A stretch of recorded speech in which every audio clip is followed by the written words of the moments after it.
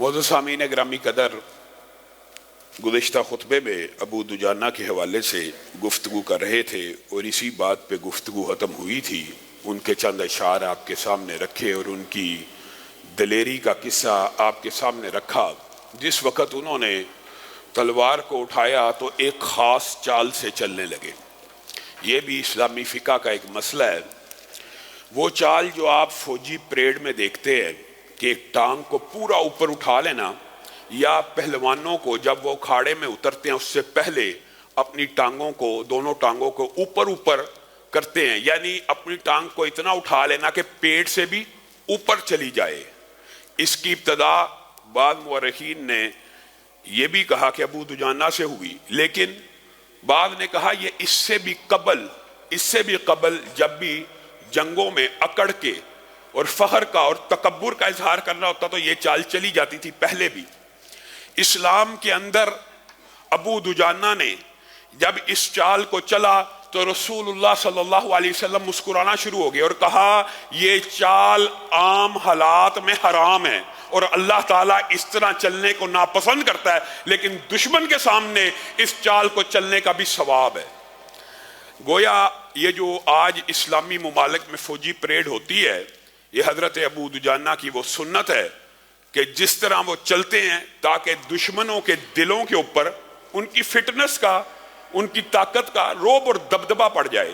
तो अबू दुजाना की ये जो चाल है मसनून है सिर्फ किन महल्लात के ऊपर, जब गैर मुस्लिमों के सामने आमना सामना हो जाए और वहां पर अपनी कुव्वत और ताकत का इजहार करना हो। या दूसरी जगह कौन सी है, खाना काबा के अंदर हालत हराम में जब कुफार मक्का को रसूलुल्लाह सल्लल्लाहु अलैहि वसल्लम ने ये दिखाना था और सहाबा को कहा था कंधे नंगे कर दो, ये तुम्हारे जिस्मों को गौर से देखें, ये ना समझे कि पतली पतली बाजुएं हैं और इनमें दमखम मौजूद नहीं है, उतारो कपड़ा। रसूलुल्लाह सल्लल्लाहु अलैहि वसल्लम ने उनसे कपड़ा भी उतरवा लिया और कहा आप कुछ अकड़ के चलो। गोया अकड़ के चलना वैसे इस्लामी फ़िक़ा के अंदर हराम है, मुसलमानों के माबैन हराम है, लेकिन इन चंद मौक़ों के ऊपर यह चाल चलना बाइसे अजर सवाब है कि जिसके अंदर दुश्मनों के ऊपर हैबत का डालना मकसूद हो। सैयदना अबू दुजाना के अलावा भी बहुत से सहाबा ने इस जंग में बहुत सा किरदार अदा किया, लेकिन हम रसूलुल्लाह सल्लल्लाहु अलैहि वसल्लम की उस तकरीर की तरफ बढ़ते हैं। उस तकरीर में भी, इस ओहद की तकरीर में भी, जिस तरह बदर की तकरीर में, यहाँ पे भी रसूलुल्लाह सल्लल्लाहु अलैहि वसल्लम ने इस्तिकामत का दरस दिया, जमने का दरस दिया, अल्लाह की रसूलुल्लाह की इताअत का हुक्म दिया। अब आपको पता है जैसे बदर में आपके सामने रखा था कि अरबों के यहाँ ये मामला था कि चंद लड़ाइयाँ, चंद मार के, चंद कुश्तियाँ जंग से पहले हुआ करती थी, जिस तरह बदर में भी हुई।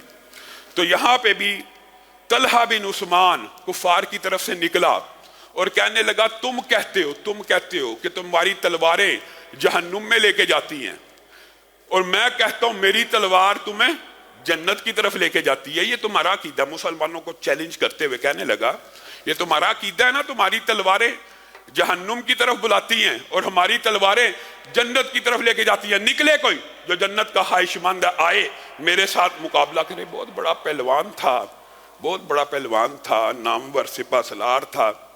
वो निकला, उसने, तलहा बिन उस्मान ने पूरी कुव्वत और ताकत से तकरीर की।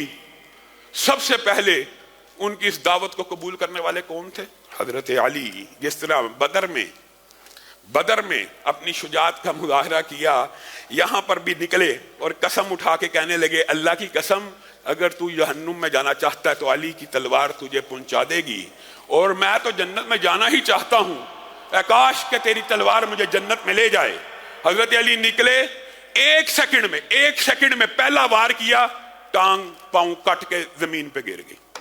वो कहने लगा ए अली तू तो मेरा चचाजाद है, तू मेरे मुकाबले पे आ गया, अब तूने मेरा पांव काट दिया, मैं बरहना हो गया हूं, नंगा हो गया हूं, अब मुझे कत्ल ना करी, मुझे माफ कर दी। तो हजरत अली ने उस वक्त उसको छोड़ दिया था।